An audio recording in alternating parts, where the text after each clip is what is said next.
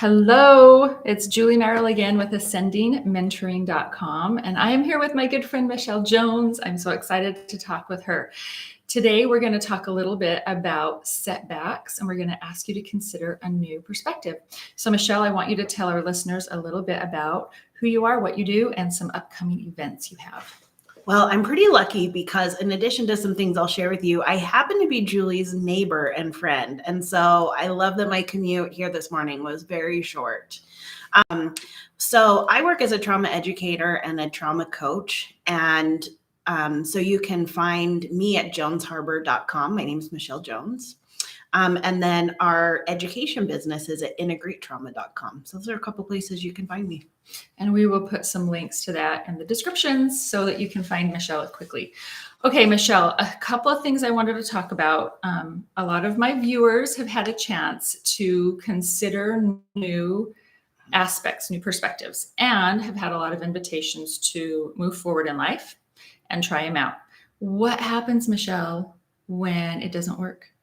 What happens when you go forward and you're like, what is going on? This is not working. What is wrong with me? I must be a failure. What do you do? Well, I mean, everything you're talking about here is like all that self-talk dialogue that goes on in our mind, right? Like we've got all these kind of judgments that we make about ourselves so quickly in terms of what does this mean? We like to give a lot of meaning, I feel like, to our experiences. And that meaning that we give to it can either bring us comfort or encouragement, or it can make us feel kind of despairing or even shameful about ourselves, depending on the meaning that we give to what we have, to like what we've just experienced. Okay, I love that. So I would love us to kind of learn how to twist or turn or focus our perspective in a different way so that the meaning comes out positive. But let's talk about if we've got these patterns in our life of judgment. You know, we've talked about judgment. We've talked about forgiveness. So what if you're still in that process of learning to forgive? Forgive yourself, forgive the experience, learning how to recognize judgments so that you can let them go. So now you've had this experience where, like you said, you've put this label on it that might be a judgment or, you know, something that you need to forgive yourself of. What do you do now? How do you change that perspective? Well, you know, I think I really like a lot of the things that you were saying about even just this concept of like forgiving myself. So I'm going to like take a step back and tell you like the overall viewpoint that I have of it and just like my perspective on it. And I think we all have different ways that we come at this work of how we see ourselves in relationship to other people, in relation to our habits, or how we look back at how we showed up that day, you know, in the things that we've been asked to do. And, you know, I think that so often, and I have one of my children specifically has taught me the dangers of really looking at my actions, my behavior, all of these things as a means to like achieve like success as a way to somehow become different or more than what I am, right? And what I'm realizing more and more is that that can be a really stressful mindset. Yeah. Because anytime we fall short of what we expect for ourselves, there is so much self-judgment and shame when really, and here's the problem, not only does that not feel good, it actually keeps us from being able to move forward because we get so focused on how we're not enough, on how we fell short, that we don't have that like energy and space to be able to keep stepping forward in this experience. So I like to think of it, I feel like I've settled in for the moment, right? As I keep learning and growing, that will continue to shift. But I spent a lot of my life in shame, feeling not enough, feeling like no matter how hard I tried, I could always see the ways I was falling short of where I wanted to be. And looking back on it now, Julie and I were talking even just before we even started recording, like those times in like young motherhood or other pieces, like, man, I wish that I could go back and give that woman some compassion, you know, because we're doing better than we think we are, but we can't see that. We can't feel it internally because we're so caught up in this mindset. So one of the things that has been helpful for me is to think of it as we're here having this experience, right? We're here for the very first time, having this experience of what it is to be human. What does it mean to have a body? What does it mean to have emotions and fatigue and hunger and, all these different fear and uncertainty? And as I'm experiencing life, I'm learning and understanding better how to get my spirit to work with my body, how to get myself in sync. And everything that I experience, I can learn from. Beautiful. Good and bad. It doesn't really matter. So I may have just experienced a way that that doesn't work for me. Mm-hmm. Awesome. Next time I'll shift it a little and do it a little differently. Perfect. And that goes back to our first video when we were talking about, you're in this space where you're feeling triggered, you're feeling these emotions that are low vibrational. That is that time where you can just take 3 deep breaths and put yourself in that neutral space of I am a student and I am learning. And then you have that choice. Are you going to refocus on the thought that allowed the emotion to show up? Are you going to focus on the emotion and then choose something different to feel? That is a beautiful way of experiencing that invitation that hopefully you've been working on. So what kind of a perspective or a focus change can you give us on the word setback, right? You have all of these expectations or goal and you're kind of missing the mark, right? And so you feel like, okay, well, that was a setback. What I wanted to accomplish, I didn't accomplish. What I wanted to experience didn't come through. What can we kind of shift and change once we've, recentered ourselves and realized, okay, I'm just a student, I'm learning. I'm learning about my body. I'm learning about how I move in this life. And I'm learning about my patterns, whether they're positive and I want to keep them or whether they're something that maybe I'm ready to change. How can we reframe a setback to look at it as a positive experience? Well, my education, I went to nursing school. So I have a science degree background. And as we're talking about this, how much we just give space for in science, everything that we have learned and everything that we have come to at this point, we have because of trial and error. We tried this process, we put a framework in place, we set up the experiment, and we realized these 2 things work, these 10 didn't. Mm-hmm. So I take these 2 and I add them to something different, and I move and I move and I move. And that's how we get medications that help us. That's how we get process where we can have surgery and recover and heal without infection, right? It's just over time we have learned and developed this. And a lot of these things are kind of predictable, right? We can have a procedure in science and get a predictable outcome. And yet even there has to be this learning, this trial and error, what works and what doesn't. And the only way to find that out is to try it. I mean, none of us would want to be, having a surgery that nobody's ever tried before. We all want to have that experience behind it. And then we take this human experience that we're having, which is not so cut and dry. Mm-hmm. We are human, we do have emotion, and that's a good thing.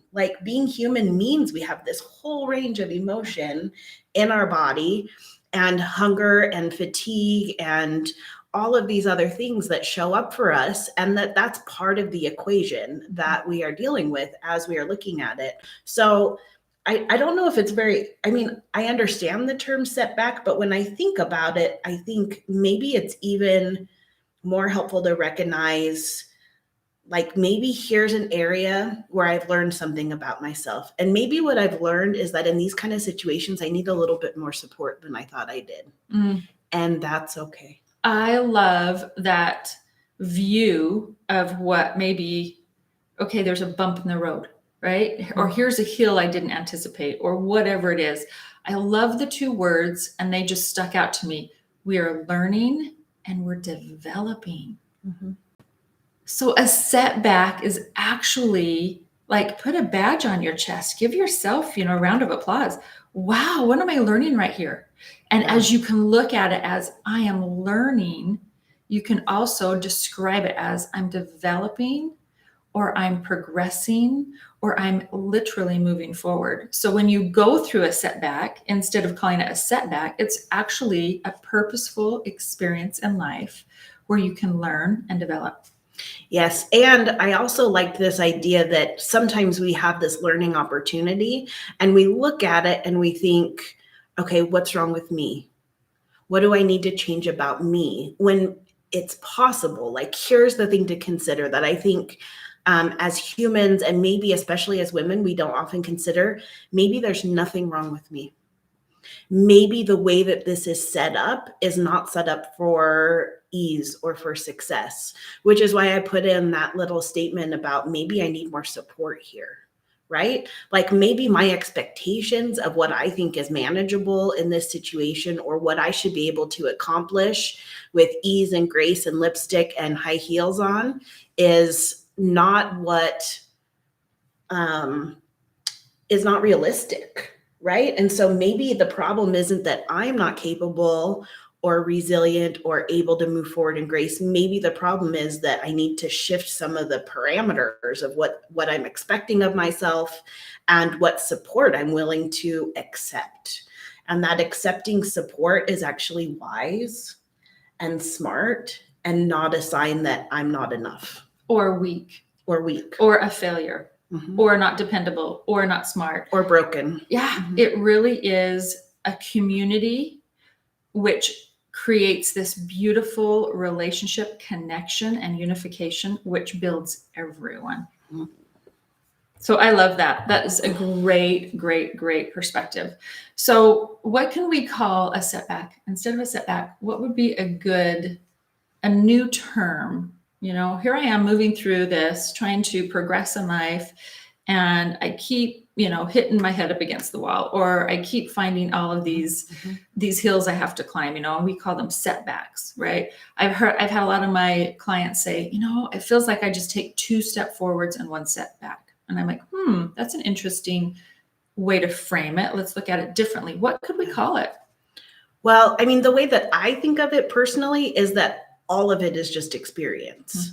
All of it is just an experience that I'm having. Sometimes I walk in the door and have an experience where my dogs run up and greet me and they're happy and, it's like joyful to come home. And sometimes I walk in the door and someone's mad and upset. And they're both just experiences, right? Like everything doesn't have to have like added meaning added to it.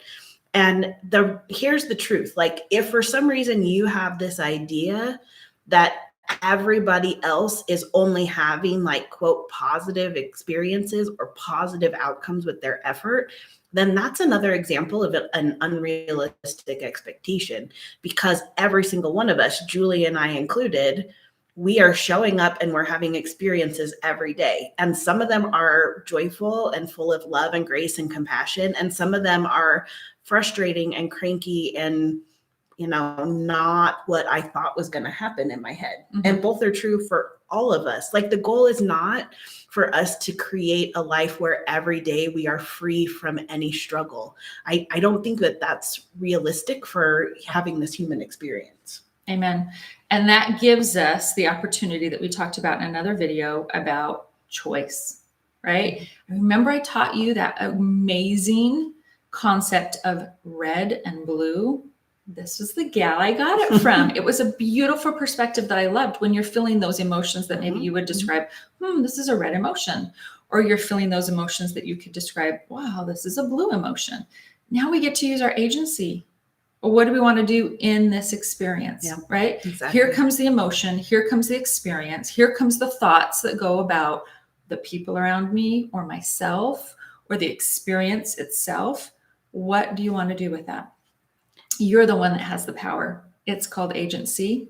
And you can literally go back to that neutral space and you can consider to change the emotion. You can consider to, again, look at that beautiful stage and see the actor that just showed up. And do I want that actor in my life? Should I put them into this screenplay of my life? Or do I say, no, not today. I don't need you. You get to change that. You get to reframe that. You get to be the one who's empowered. And that's where we can actually look back and say, well, this isn't a setback at all. This is really a beautiful experience that I get to choose to learn and develop. I love that idea. I love the word experience. It's not a setback. It's not a failure. It's an experience. Mm-hmm. And it's to be expected. Every day we're going to be experiencing. And another thing that I have found that has brought me, like if I can just add a little like piece that has really helped my mindset, is that things shifted for me a lot when I stopped feeling like part of my work was to control what was happening or to control the outcome of my efforts. That is, it's sort of like this pretend game that we play that we think that we can control the outcome of our efforts, right? Mhm. But what I do get to choose, and here's like the beautiful thing, if I focus on like controlling on any level what's happening, that is going to be frustrating at some point on some level, because it just is not sustainable to be able to do that, because we're dealing with other people in most cases. You know, we've got other people each who are making their own choices on how they want to show up and respond. And so for me, it's always been more satisfying to think of, how do I want to show up in this experience? How am I going to interpret this experience? And if I'm feeling really stressed or upset with an experience, whatever it is, right? Maybe a conversation didn't go well. Maybe someone misunderstood me. Maybe something that I thought was going to be awesome and great, my family thinks is really lame and dumb. Like whatever it is, that in that moment, I can really like pause myself and say, what meaning am I giving this? Am I saying that this means I'm not a good mom and my kids don't appreciate me and whatever? Like, is that the story I'm telling myself in my head? Is that the meaning that I'm giving this experience?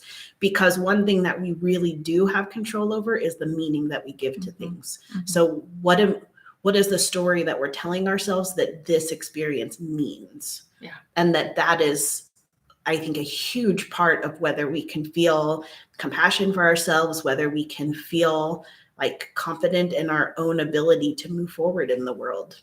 I love that. Again, if you want to revisit that, I think it was the video that is titled Light or Dark.